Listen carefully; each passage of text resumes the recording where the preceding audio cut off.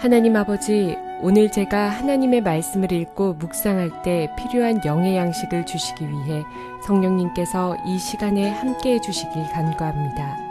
예수님 이름으로 기도합니다. 아멘. 오늘 우리에게 주시는 하나님의 말씀입니다. 사람이 서로 싸우다가 하나가 돌이나 주먹으로 그의 상대방을 쳤으나 그가 죽지 않고 자리에 누웠다가 지팡이를 짚고 일어나 걸으면 그를 친 자가 형벌을 면하되 그간의 손해를 배상하고 그가 완치되게 할 것이니라. 사람이 매로 그 남종이나 여종을 쳐서 당장에 죽으면 반드시 형벌을 받으려니와 그가 하루나 이틀을 연명하면 형벌을 면하리니 그는 상전의 재산임이라. 사랑하는 성도 여러분, 평안하셨습니까? 오늘도 주님께서 주시는 말씀을 통하여 은혜로운 하루를 살아가시기 바랍니다. 오늘 우리에게 주실 하나님의 말씀은 출애굽기 21장 18절에서 21절 말씀입니다. 지금 우리는 계속 손해배상법에 대해서 살펴보고 있습니다. 우리 앞에 본문들은 이제 사형제도의 가난 것이었습니다. 이제는 죽음에 당하는 그런 죄는 아니지만은 다른 사람들에게 상해를 입었을 때 하나님께서 주시는 그 형벌의 방법, 그것을 통해서 오늘날 우리에게 어떠한 교훈을 주시는지에서 한번 살펴보기로 하겠습니다. 오늘 본문은 특별히 서로 싸워서 상해를 주긴 주는데 그 상해를 주는 데 있어서 고의성이 있는 것이 아니라 우발적으로 사람을 다치게 한 경우에 해당되는 것입니다. 18절, 19절을 보면은 서로 싸우는데 돌이나 또는 손을 통해서 사람을 다치게 한 경우를 말합니다. 돌이라든가 손이라는 경우는 미리 준비한 것이 아니라 주위에 굉장히 흔한 것입니다. 그래서 이제 감정적으로 굉장히 북받쳐가지고 싸우게 되었는데 너무나 그 감정이 북받쳐가지고 옆에 있는 물건, 손이나 또는 돌을 들어가지고 즉흥적으로 싸우게 됨으로써 그 사람을 상하게 되는 경우를 말합니다. 이런 경우고, 그 다음에 두 번째 경우가 이제 20절, 22절 경우에는 주인이 그 데리고 있는 종을 매질하는 경우가 나옵니다. 여기서 매질이라는 것은 학대라는 개념보다는 원래 그 주인은 종을 돈을 주고 자기가 대가를 주고 샀기 때문에 그 사람이 정당에 다스릴 권리가 있습니다.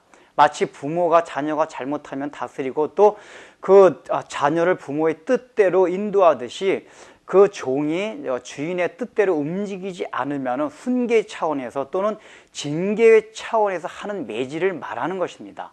그렇게 정당한 매질을 하는 데 있어서도 하나님께서는 그 종이 죽으면은 그 주인에게도 거기에 해당되는 벌을 주시기를 원했습니다.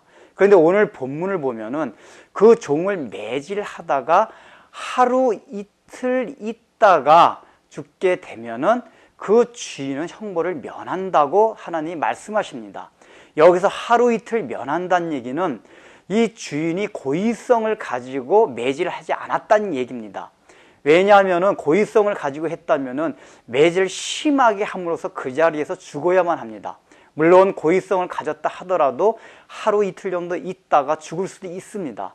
그러나 본문이 지금 의도하고 지금 초점으로 우리에게 가르쳐 주시는 것은 무엇이냐면은 바로 주인이 매질할 때 그런 의도성, 고의성 없이 심하게 매질을 하다가 잘못해서 죽을 수도 있는 경우를 말하는 것입니다. 이런 때는 하나님께서 그 주인에게 큰 형벌을 내리지 않는다는 것을 말합니다. 그러므로 오늘 이 18절에서 21절의 내용이 무엇이냐 하면은 바로 고의성이나 또는 자기가 어떤 의도를 갖지 아니하고 사람에게 상해를 입혔을 때는 하나님께서 그 형벌을 굉장히 약화시켜 준다는 내용입니다. 이것이 무엇을 말합니까? 모든 율법의 정신이 하나님께서는 어떤 형식이나 외형적인 것보다는 그 동기, 마음을 중요시 여긴다는 것입니다. 사실 유대인들, 이스라엘 백성들은 율법에 나타난 표면적인 것을 굉장히 중요시 여겼습니다. 그래서 표면적인 것만 지키면 자기는 율법을 온전히 지킨 것을만 알았습니다. 그러나 예수님께서 오셔가지고 바리새인이나 서기관들을 향하여 책망한 것들이 무엇입니까? 그들이 율법의 표면적인 건 지켰지만은 율법의 이면, 율법의 정신들은 무시하고 간과했다는 것입니다. 그 정신이 무엇입니까? 그 율법을 정하게 된 동기나 배경을 말합니다. 즉 하나님께서는 오늘 이 본문을 통해서 하나님은 결과 못지않게 동기와 가정을 굉장히 중요시한다는 것입니다. 그래서 결과가 혹시 상해를 입혔다 해도 그 동기나 그 마음 자체가 그 사람을 상할 의도성이 없다면은 그 사람의 형벌을 감해주거나 주지 않는다는 것을 말합니다. 이것이 오늘날 우리에게 무엇을 말해줍니까? 하나님 말씀 지키고 신앙생활 해나가는 데 있어서 우리가 어떤 형식적인 것 그것을 무시할 수는 없습니다. 그러나 하나님이 우리에게 요구하시고 원하시는 것은 그 형식적인 것 이전에 우리의 중심과 우리의 마음, 우리의 동기를 더 중요시 여긴다는 것입니다. 오늘날 우리가 얼마나 신앙인 타성에 젖어서 삽니까? 이 타성에 젖어서 한다는 것은 형식에 물들어 있다는 것을 말합니다. 우리의 마음에 어떤 동기, 유발 없이 그저 습관적으로 예배드리고 습관적으로 신앙생활 하는 것을 말합니다. 하나님께서는 이러한 정신으로 또 이러한 마음으로 신앙생활 하는 것을 싫어한다는 것입니다.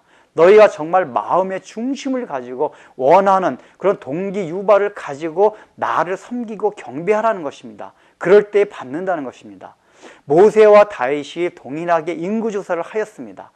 그런데 똑같은 인구조사를 했음에도 불구하고 하나님께서 다윗이 인구조사를 할 때는 온역이란 재앙을 내리셨습니다. 왜 그렇습니까? 표면적인 결과는 같습니다. 그러나 모세와 다윗이 인구조사를 한 동기가 달랐습니다. 다윗은 그 인구조사를 하는 데 있어서 자기가 군왕으로서 어떤 명예, 군왕으로서의 어떤 그 군림하려는 자세를 가지고 인구조사를 했기 때문에 그 동기가 하나님 앞에 합당하지가 않았습니다. 우리가 오늘날 신앙생활을 하는 데서 그것이 굉장히 중요하다는 것을 말합니다. 특별히 오늘날 실용주의 철학이 우리 교회의 물들림으로 인해 가지고 지나치게 우리가 결과 중심적이고 또 성취 지향적인 그런 신앙생활을 하기가 쉽습니다. 그러나 하나님께서 원하시는 것은 그것이 아니라 너희가 어떤 동기를 어떤 마음을 가지고 나를 섬기느냐 그것을 보겠다고 하는 것입니다. 기도하겠습니다. 하나님 아버지, 우리는 오늘날 신앙생활을 하는 데 있어서 얼마나 형식적으로 타성에 젖어서 하는 적이 많이 있습니까? 주님께서는 이런 율법의 율례들을 통해서 단순하게 나타나는 결과를 중요시 여기는 것이 아니라 상해를 입혔다 할지라도 그 마음의 동기가 상해할 의도가 없으면은 형벌을 주지 않거나 감해주는 그런 율례를 주심으로써 하나님께서 우리의 중심과 동기를 중요시 여김을 살펴보았습니다. 우리가 신앙생활 하는 데 있어서 그렇게 형식을 중요시 여길 것이 아니라 우리 마음의 중심과 동기, 정말 하나님을 사랑하는 그 마음을 가지고 주님을 섬길 수 있도록 우리의 마음을 온전히 주장하여 주옵소서. 예수님의 이름으로 기도드립니다. 아멘.